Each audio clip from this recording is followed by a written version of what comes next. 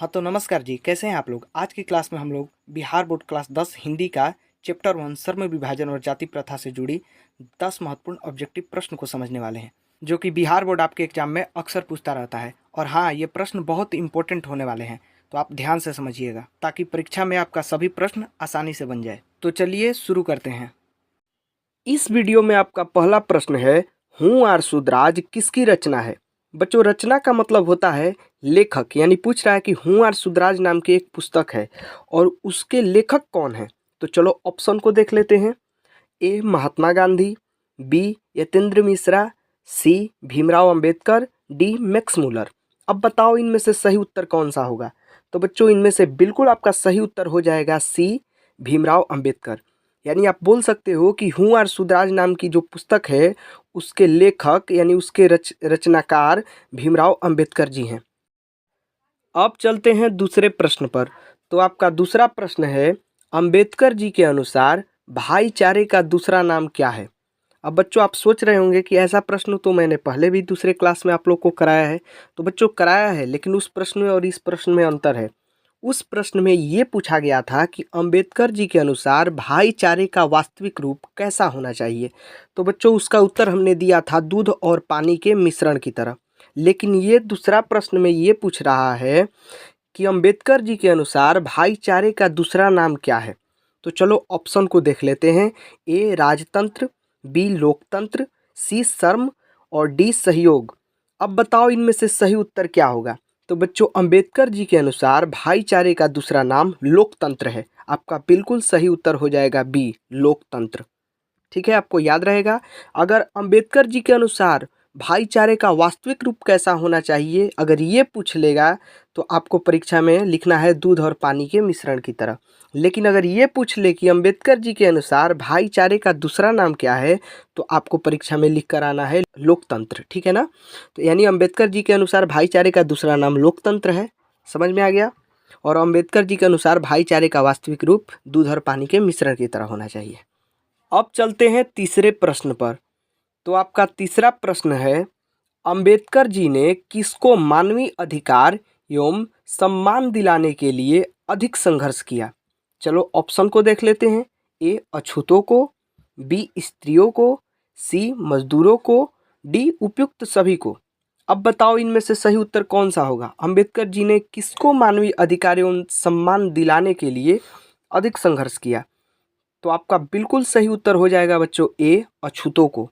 तो आपको याद रखना है, अंबेडकर जी ने अछूतों को मानवीय अधिकार एवं सम्मान दिलाने के लिए अधिक संघर्ष किया, अधिक प्रयास किया। ठीक है। अब चलते हैं चौथे प्रश्न पर।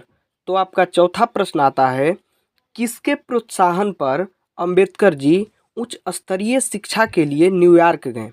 बच्चों, उच्च स्तरीय शिक्षा क्या होता है। देखो, 12वीं के बाद जो हम पढ़ाई करते हैं ना, उसे उच्च स्तरीय शिक्षा कहते हैं। जैसे कोई बीकॉम करता है, कोई बीए करता है।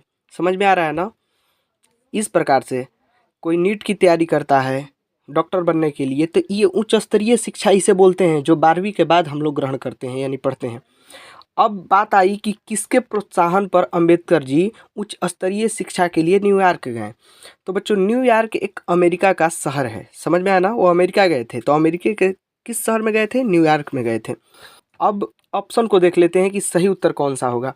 तो देखो बच्चों, पहला ऑप्शन है आपका बड़ोदरा नरेश, दूसरा ऑप्शन है आपका ग्वालियर नरेश, तीसरा ऑप्शन है आपका जयपुर नरेश और चौथा ऑप्शन है आपका महात्मा गांधी।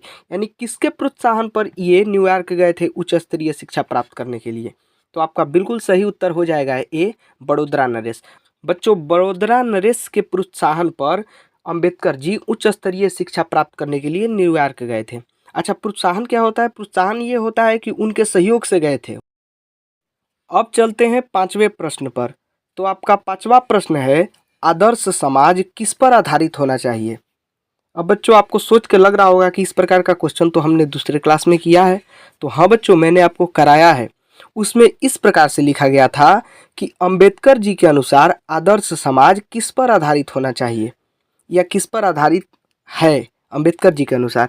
तो बच्चों, उसमें मैंने आपको उत्तर दिया था कि अंबेडकर जी के अनुसार आदर्श समाज स्वतंत्रता पर, समता पर तथा भ्रातृत्व पर आधारित होना चाहिए। अब इसमें पूछ रहा है कि आदर्श समाज किस पर आधारित होना चाहिए। बात वही है, थोड़ा घुमा फिरा के क्वेश्चन पूछता रहता है एग्जाम में। तो आपका सही उत्तर क्या होगा इसमें? अब चलो ऑप्शन को देख लेते हैं। ए स्वतंत्रता पर, बी समता पर, सी भ्रातृत्व पर, डी उपयुक्त सभी। तो बच्चों ये तीनों पर, डी आपका बिल्कुल सही उत्तर हो जाएगा, उपयुक्त सभी।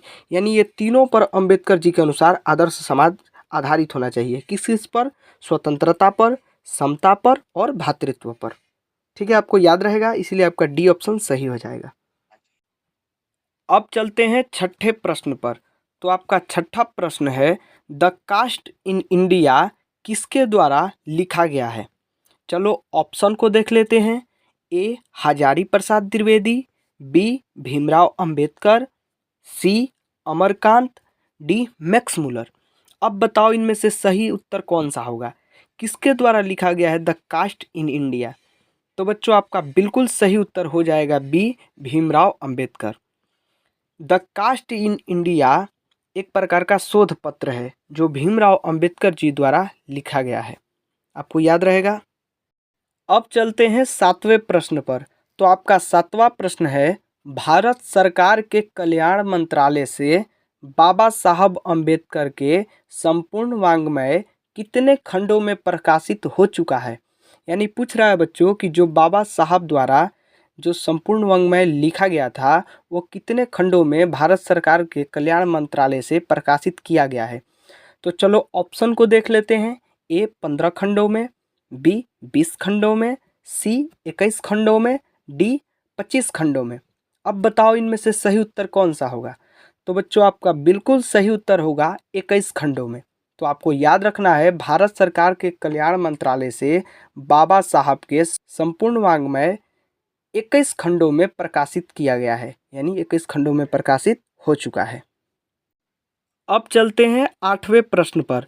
तो आपका आठवां प्रश्न है, श्रम विभाजन और जाति प्रथा भाषण लाहौर के किस वार्षिक सम्मेलन के लिए तैयार किया गया था? चलो ऑप्शन को देख लेते हैं। ए 1936 वार्षिक सम्मेलन के लिए, बी 1937 वार्षिक सम्मेलन के लिए, सी 1938 वार्षिक सम्मेलन के लिए, डी 1940 वार्षिक सम्मेलन के लिए। अब बताओ इनमें से सही उत्तर कौन सा होगा? तो आपका बिल्कुल सही उत्तर हो जाएगा ए 1936 वार्षिक सम्मेलन के लिए। यानी बच्चों आपको याद रखना है, श्रम विभाजन और जाति प्रथा भाषण लाहौर के 1936 वार्षिक सम्मेलन के लिए तैयार किया गया था, जो कि ये भाषण नहीं दिया जा सका था। अब चलते हैं 9वें प्रश्न पर। तो आपका 9वां प्रश्न है, इस युग में भी जातिवाद के पोषकों की कमी नहीं है, लेखक के अनुसार ये कैसी बात है? तो बच्चों श्रम विभाजन और जाति प्रथा पाठ के लेखक कौन है? तो डॉक्टर भीमराव अंबेडकर। यानी लेखक कहने का अर्थ है कि डॉक्टर भीमराव अंबेडकर जी के अनुसार ये कैसी बात है कि इस युग में भी जातिवाद के पोषकों की कमी नहीं है। चलो ऑप्शन को देख लेते हैं। ए सम्मान की बात है, बी विडंबना की बात है, सी आदर्श की बात है, डी गौरव की बात है। बताओ इनमें से सही उत्तर कौन सा होगा? तो आपका बिल्कुल सही उत्तर हो जाएगा बी विडंबना की बात है। ये यानी डॉक्टर भीमराव अंबेडकर जी कहना चाहते हैं, जो श्रम विभाजन और जाति प्रथा पाठ के लेखक हैं, वो बोलना चाहते हैं कि मेरे अनुसार ये विडंबना की बात है कि आज के युग में भी जातिवाद के पोषकों की कमी नहीं है, यानी जातिवाद को बढ़ावा देने वाले लोगों की कमी नहीं है।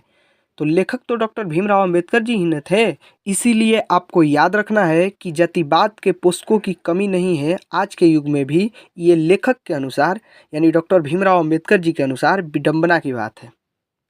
अब चलते हैं 10वें प्रश्न पर।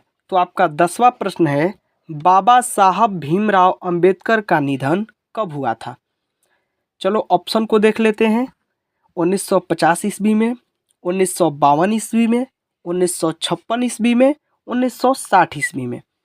तो आपका बिल्कुल सही उत्तर हो जाएगा 1956 ईस्वी में। तो आपको याद रखना है, बाबा साहब भीमराव अंबेडकर जी का निधन 1956 ईस्वी में दिल्ली में हुआ था। अब इसे आप इस प्रकार से भी याद रख सकते हैं कि बाबा साहब भीमराव अंबेडकर जी का निधन 6 दिसंबर 1956 ईस्वी को दिल्ली में हुआ था। और किस रोग से पीड़ित होकर हुआ था? तो मधुमेह नाम के रोग से पीड़ित होकर हुआ था, जिस रोग को हम गांव के भाषा में शुगर का रोगी भी बोलते हैं। ठीक है। इसी के साथ आज की क्लास यहीं समाप्त होती है। अगर आपको आज की क्लास पसंद आई हो तो वीडियो को लाइक कीजिएगा, अपने क्लासमेट के साथ शेयर कीजिएगा और कमेंट करके ज़रूर बताइएगा कि आज आपने क्या क्या सीखा। Thank you for watching this video. मिलते हैं नेक्स्ट क्लास में।